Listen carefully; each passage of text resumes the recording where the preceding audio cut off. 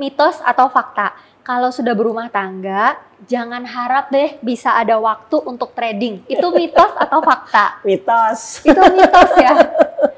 Masa sih, Bu?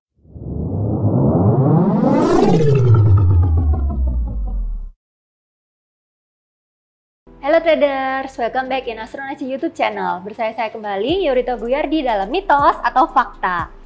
Di episode kali ini kita sudah undang nih tokoh yang sangat menginspirasi buat saya, pastinya juga menginspirasi buat teman-teman semuanya. Makanya sebelum nonton, kalian subscribe dulu ya.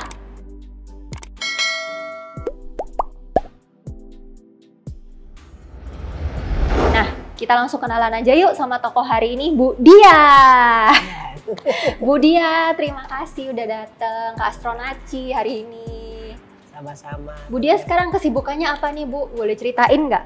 Ya, sebenarnya saya sekarang masih berkantor di Inspeksi Migas, lalu juga sebagai ibu rumah tangga juga, dan sebagai trader juga, Bu. Lengkap banget.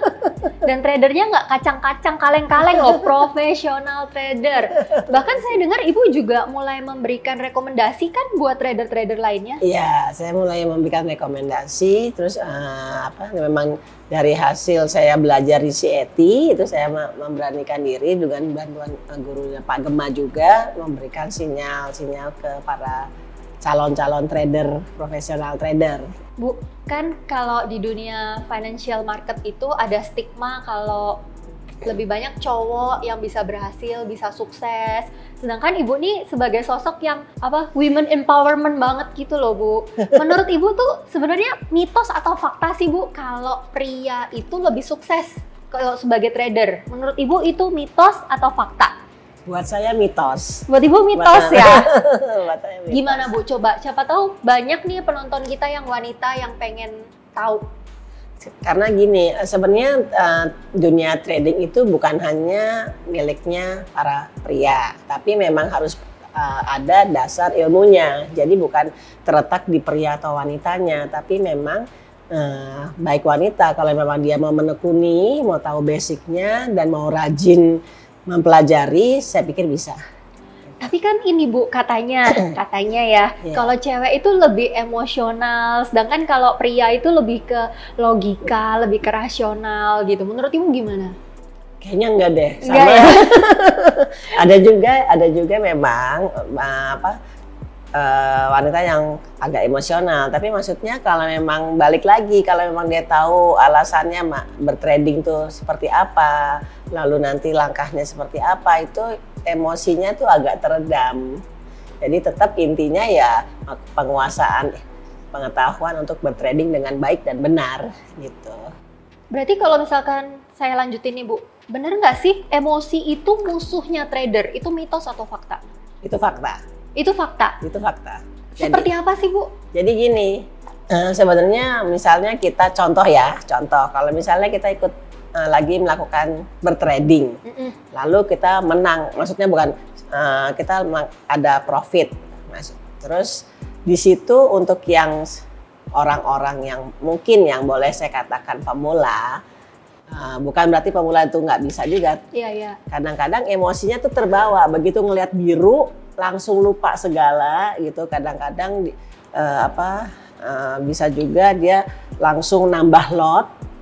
Tidak memperhitungkan dana yang dia punya, lalu tiba-tiba arahnya berubah, habis deh gitu. Atau mungkin sebaliknya, ada juga yang terlalu takut, jadi emosinya begitu ngelihat biru langsung kaget, jadi cepat-cepat ditutup, padahal mungkin targetnya masih jauh gitu. Kalau Bu Dia nih, Ibu setuju nggak sih mitos atau fakta kalau pair itu ada kita tuh jodoh-jodohan? Misalkan Ibu tuh jodohnya tradingnya gold, nggak gitu cocok Euro USD misalkan gitu. Menurut Ibu tuh fakta apa mitos kalau trading itu ada jodoh-jodohan? Mitos kali ya. Itu mitos ya? Mitos kali, karena menurut saya ya itu sebenarnya bisa dicari dasarnya. Dan memang ada ilmunya, itu sebabnya di CET itu dibahas semua. Di situ kelihatan semua, dan memang kita bisa, walaupun memang pada saat kita, mungkin yang terjadi adalah pada saat kita melakukan trading, emosi kita terbawa atau enggak.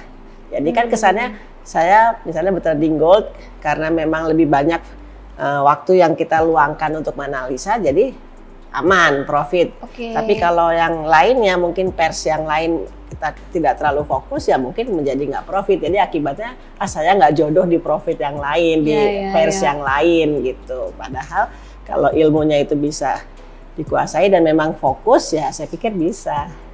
Ibu kan ada macam-macam nih, ada saham, ada forex, ada gold. Ibu tuh lebih tertarik yang mana sih, Bu? Saya sebenarnya lebih tertarik ke gold. Oh, Ibu tertariknya di gold. Kenapa, Bu? Karena cepet sih untungnya. Profitnya cepet, udah gitu.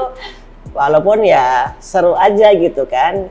Dan kalau di saham, bukannya nggak suka juga. Cuman memang waktunya, durasinya itu perlu yang lebih panjang. Ada market yang bandel nggak sih dianalisa tapi kok nggak kena-kena gitu? Udah kayaknya caranya sama dengan yang lain, tapi yang ini kenapa sih kok nggak bisa-bisa gitu? Mungkin kalau saya belum berani ke Nasdaq contoh ya. Karena di situ mungkin iramanya saya belum bisa tangkep gitu. Maksudnya kan ada kalau udah sering misalnya kayak gold tuh ya kelihatan ke depannya. Kenal gitu. Karakternya mungkin Kenal karakternya gitu. Nah kalau ada yang karakternya itu kayaknya saya harus belajar dulu. Mempelajarinya dulu benar-benar, setelah kepegang baru berani ke situ. Bu, saya kepengen tanya nih Bu, mitos atau fakta, kalau sudah berumah tangga jangan harap deh bisa ada waktu untuk trading, itu mitos atau fakta? Mitos. Itu mitos ya? Masa sih Bu, kan rumah tangga udah sibuk, belum lagi ngurusin putra-putrinya, masih harus trading lagi, belajar lagi. Buat saya itu malah penyemangat loh. Penyemangat? Karena tiba-tiba kalau udah ngurusin keluarga yang udah seabrek urusan, kan kadang-kadang ada waktu me time gitu ya. Jadi daripada yang lain kita ngapa-ngapain ya kita buka trading gitu. Me time-nya luar biasa ya, bukannya nge-scroll Instagram atau Facebook kan ya. Jadi buat saya itu justru ngebantu kalau kita lagi capek atau apa ya itu membuat apalagi kalau profit kan langsung semangat lagi. Iya. Kalau orang bilang udahlah mending bisnis konvensional aja kalau wanita, nggak usah yang aneh-aneh trading. Menurut Ibu tuh gimana sih Bu pandangan itu?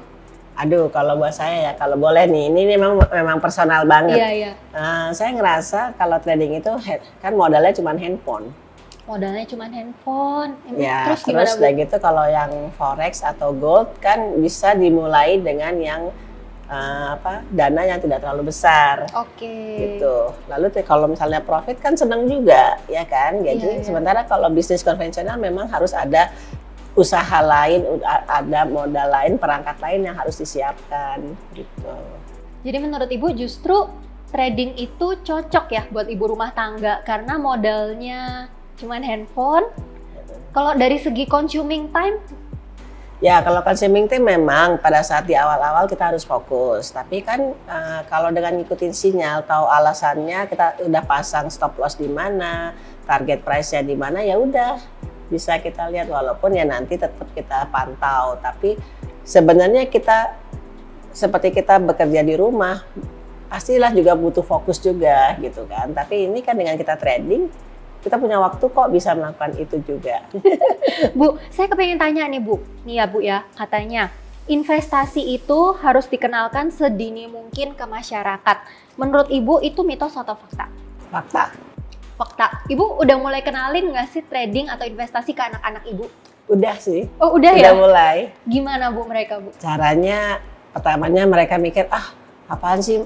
Mam kayaknya susah banget ya. Enggak, cobain dulu, liatin dulu. Saya liatin yang kalau kondisinya udah biru dong, kalau udah profit. Nah, terus lama-lama mereka baru lihat, oh caranya ternyata ada cara yang simple. Cuman memang ya perlahan-lahan lah kalau ke anak-anak gitu. Karena klien-klien kita yang punya anak-anak udah mulai SMP, SMA, itu udah mulai diajarin trading. Terus juga mereka udah yang mau masuk kuliah, apalagi ke luar negeri kan sekarang lagi terhambat nggak bisa pergi. Mereka disuruh ikutin si Eti dulu supaya belajar 1 tahun, supaya belajar investasi. Dan menurut Ibu setuju ya dengan setuju banget. Saya termasuk yang setuju banget ikut. Jadi benar-benar si Eti itu nggak ada ruginya. Bu, kalau misalkan nih Bu, penonton kita ada yang wanita kerja kantoran, kan gajinya belum berlimpah ruah Bu. Terus kan dia mesti harus shopping juga untuk dandanannya, kosmetik Bu, skincare, belum lagi fashion, kan banyak biayanya. Gimana sih Bu caranya supaya anak-anak zaman now yang tabungannya juga nggak banyak tapi masih bisa trading? Kalau saya bilang itu yang pertama niatnya dulu nih. Kalau dia niatnya mau menyisihkan dana pasti bisa. Sisihkannya gimana Bu? Jadi misalnya dia punya uang jajan. Iya. Coba deh sepersepuluhnya aja dikumpulin dulu. Dan di MRG Premier kan memang dibuka yang sangat kecil tuh $50 itu udah bisa tuh. Oh, untuk trading forex sama futures berarti Ibu nyaraninnya ya. Oke. Dari situ kita dapat misalnya 500.000 itu bisa udah dipakai untuk trading.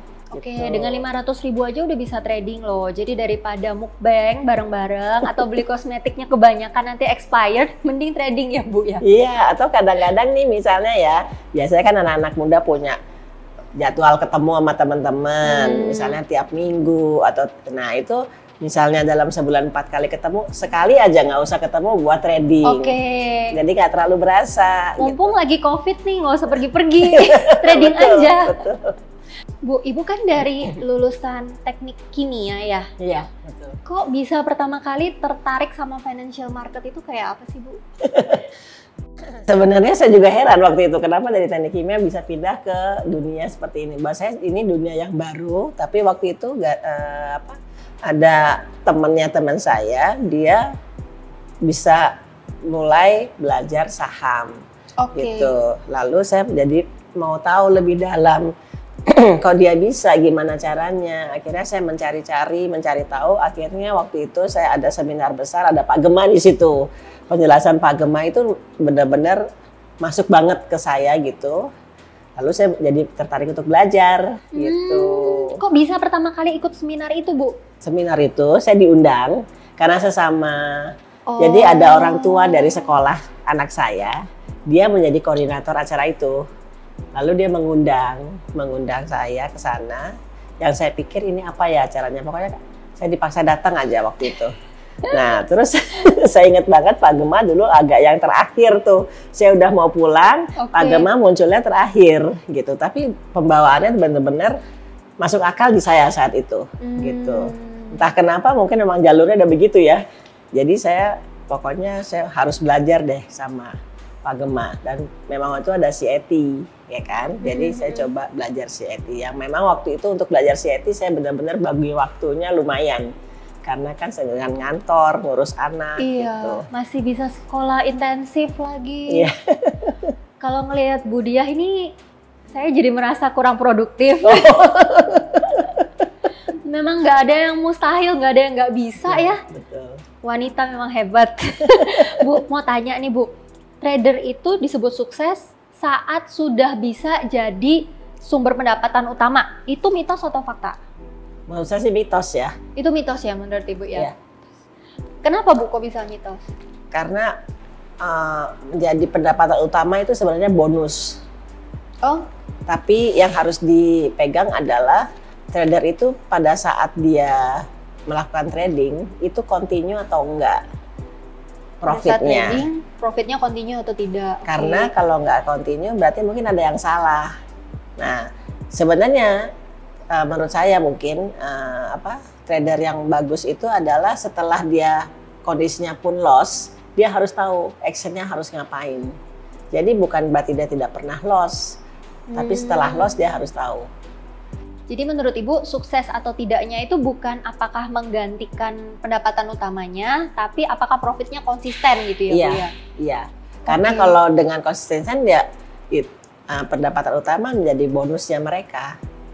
Seberapa konsisten sih Bu Ibu bisa profit gitu? Kan pasti ada loss-nya dong. Iya. Bisa disebut profit konsisten kalau apa? Kalau dalam misalnya katakanlah durasi sebulan gitu. Iya. Mungkin loss-nya yang tadinya 10 kali berkurang jadi 5 kali. Terus lama-lama ya itu tadi karena saya ada jurnalnya, ada catatannya. Jadi kan kita bisa memantau, oh sekarang 5 kali doang loss-nya. Bulan depan lagi 4 kali, jadi kan semakin menurun. akurasi benernya makin banyak ya, gitu ya Bu ya. Akurasi benernya makin banyak. Terus kalau misalkan trading nih Bu, menurut Ibu income-nya itu menjanjikan nggak sih Bu? Trading income jadi ya. Menjanjikan ya? Iya. Seberapa menjanjikan Bu? Kan orang-orang di sini yang nonton tuh pasti pengen tertarik kalau ada iming-imingnya gitu. Baru aja kan kita sekarang ini masih Mercury retrograde. Oke. Jadi gold itu maksudnya dalam waktu beberapa hari, trading beberapa hari bisa profitnya di atas 200%. 200%? Iya, dalam sehari bisa. Satu hari? Iya, jadi saya kemarin sempat sama teman-teman saya itu barengan nih, ayo kita profit. Mau nggak profit 200%? Mereka nggak percaya pertamanya. Terus bilang, ini saat Mercury retrograde. Gitu. Kalau yang mau percaya silahkan ikut, nggak percaya ya nonton dulu. Jadi kalau masuk 500.000 bisa profit 200%? Iya. Okay. Makanya kalau yang kemarin bisa trading dengan baik, sekarang tuh lagi pada berseri-seri gitu kan? Iya. Oh berarti sangat-sangat menjanjikan dong ya Bu ya, kalau gitu orang susah-susah trading tapi bukan mitos ya kalau dia itu bisa dapat banyak. Bukan mitos kalau memang dia tahu caranya.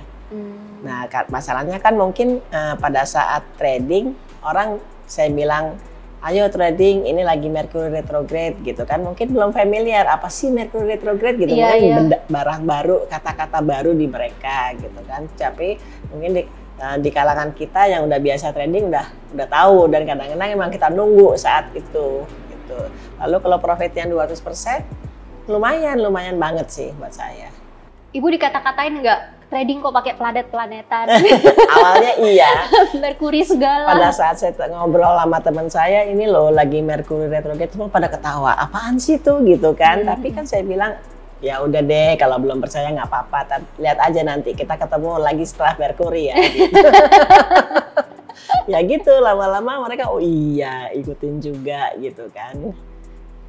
Dalam perjalanan Bu Diah nih, kayaknya kan superwoman banget nih. Pernah nggak sih Bu, Ibu di posisi trading yang jatuh banget, terpuruk gitu? Pernah. Pernah Bu, gimana Bu? Sebel aja rasanya kan. Jadi kadang kita di satu kondisi mengalami profit terus menjadi mungkin agak overconfidence ya. Terus jadinya agak lengah. Terus penggunaan lotnya juga jadi tidak terlalu dikontrol. Terus kan turun deh. Gitu. Pernah loss sampai berapa Bu? Rekor? Suaminya nggak boleh nonton.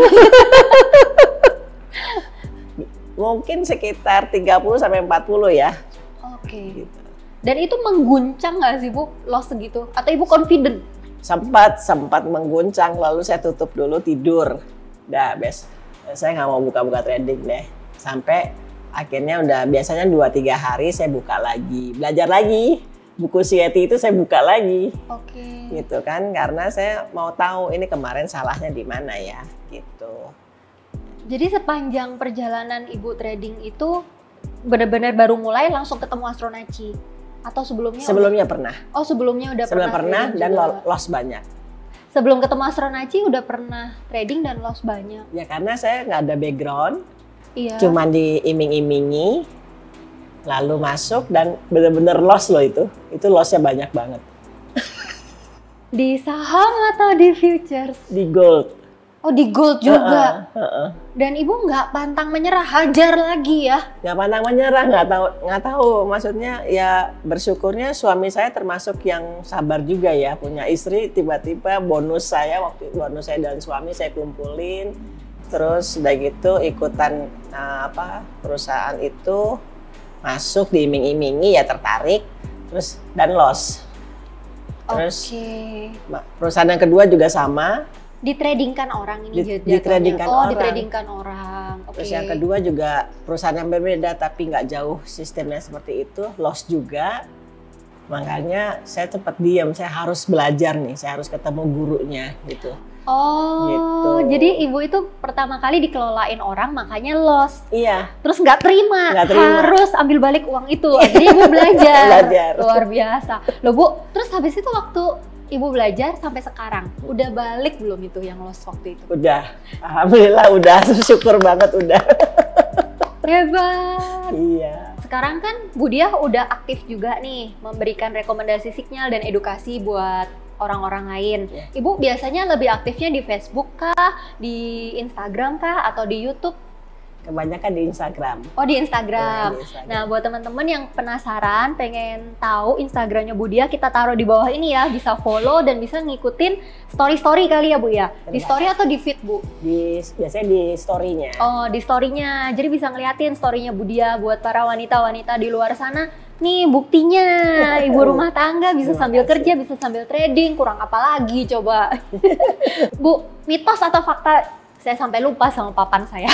Mitos atau fakta sih kalau katanya orang mau sukses tuh harus jatuh sakit dulu, harus loss berat dulu, baru bisa sukses. Itu mitos apa fakta? Fakta. Oh, itu fakta? Soalnya kalau nggak loss, nggak pernah ngalami loss, jadi merasa di atas. Jadi apa ya? Sombong bisa, lalu menjadi percaya diri. Iya, jadi tidak hati-hati, jadi overconfidence, jadi merasa semua dia lakukan itu dia nggak pikirkan. Kadang-kadang gitu ya, kalau nggak pernah ngalamin jeblok itu nggak ngerti kalau itu semua harus ada step-stepnya, nggak bisa langsung gitu, karena kalau ada step-stepnya ada membekas gitu kan. Iya. Jadi kita lebih bisa hati-hati. Tapi apa lossnya harus besar Bu? Kecil aja lossnya boleh nggak? Boleh, sebaiknya memang begitu, semoga jangan loss besar-besar.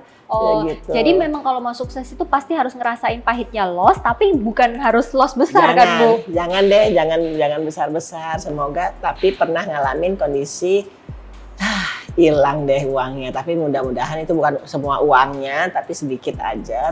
Yang paling penting setelah ngalamin kesebelan dan kekesalan karena loss, berikutnya belajar supaya tahu ke depannya lebih hati-hati. Jadi kalau misalkan udah loss, bukannya belajar, ya sama aja ya? Iya, jadi kalau kayak gitu kan bisa loss lagi. Apa sih Bu yang memotivasi Ibu? Yang ibu kan udah kerjanya udah settle, suami juga udah settle, terus ibu juga punya urusan rumah tangga, juga udah kerja kantoran. Apa sih yang memotivasi ibu untuk bukannya let go the loss, tapi ibu malah saya mau fight back gitu? Ya, karena sebenarnya kalau saya ngelihat beberapa teman di negara lain, memang bukan di sini, hampir semua bergantung pada trading dengan pendidikan yang benar gitu. Nah, kalau di sini mungkin belum ya, karena mungkin yang mendidik secara benar tuh sedikit.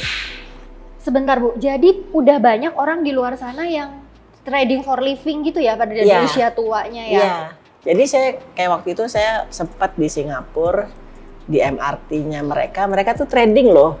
Jadi handphone itu bukan dipakai kalau kita ngobrol, ya boleh sih ngobrol, tapi pas mereka tuh trading. Saya ngelihat kan, karena pas dari saya ngeliat, gitu enak kali ya kalau udah tua kayak gini gitu kan. Jadi kehidupan mereka tuh ya mereka enjoy juga, berteman juga, tapi trading juga. Jadi kan buat saya itu bagus, dan itu sebenarnya itu harus dibina gitu. Dan di Indonesia kan memang jarang yang bisa mendidik. Pak Gema mungkin termasuk yang champion ya. Semoga Pak Gema nonton. Jadi saya bersyukur banget ketemu beliau, jadi bisa ikut jadi muridnya ya.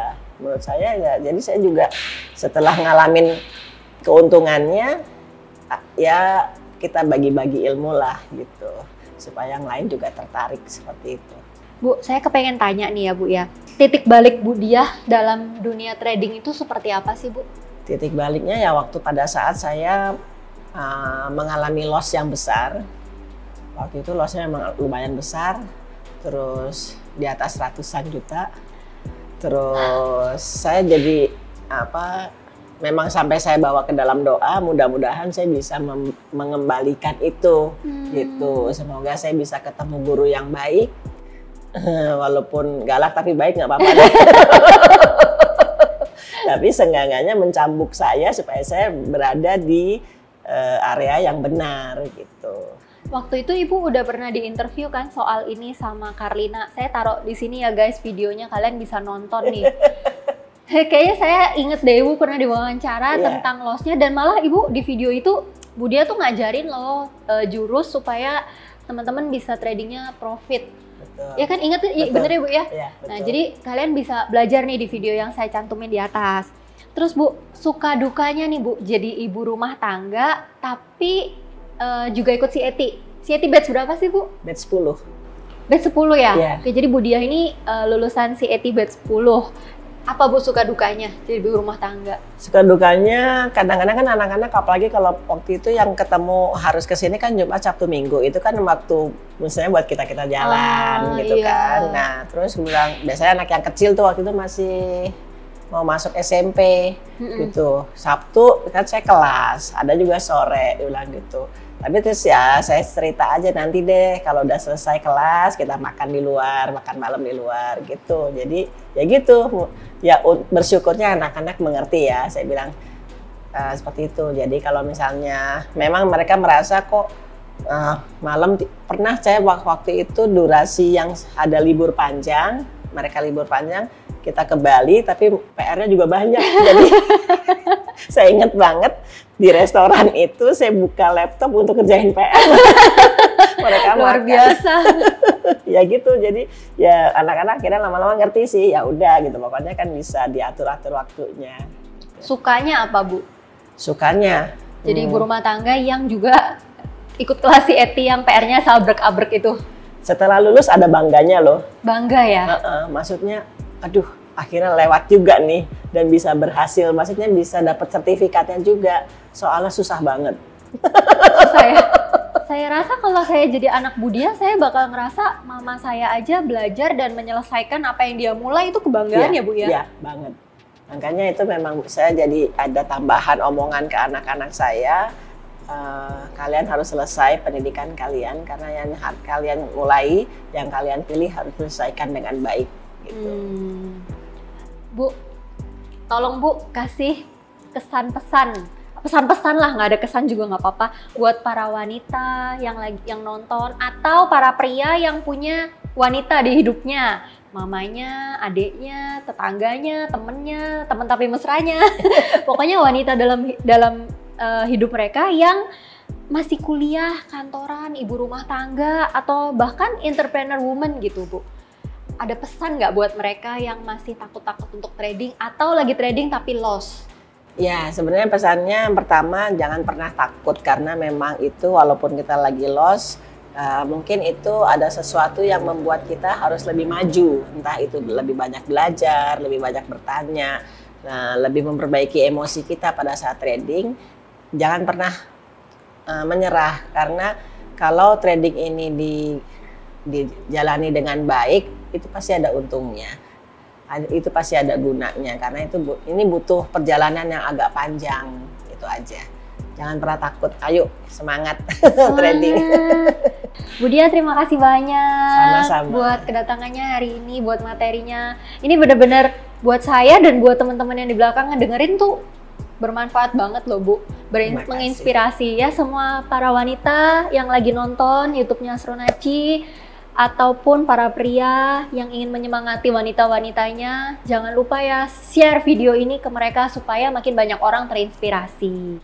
Thank you banyak Bu Dia, kita ketemu lagi. Oke, sekian saja untuk episode hari ini, gak usah panjang-panjang lagi, bye-bye.